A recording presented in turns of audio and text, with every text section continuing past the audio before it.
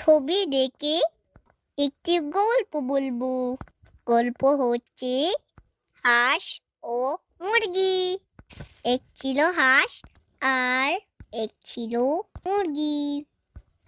হাঁসের ছিল 3টি ছানা আর মুরগিরও ছিল 3টি ছানা।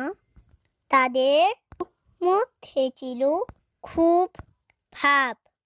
তারা একদিন বেড়াতে গিয়ে দেখলো একটি বড় খাল। তাদের মনে ইচ্ছে হলো খালের উপর পাড়ে যাবে, কিন্তু একটি সমস্যা হয়ে গেল। কারণ মুরগির ছানারা সাঁতার জানতো না। খুবই চিন্তায় পড়ল তারা। কিন্তু হাঁস থাকছে মুরগির এত চিন্তা কিসের? কারণ হাঁস বলল, আমি সাঁতার জানি, আমার ছানারাও জানে। তুমি বসবে আমার পিঠে, তোমার ছানারা বসবে আমার ছানার পিঠে। এভাবে আমরা খালটি পার হব। যেই চিন্তা সেই কাজ।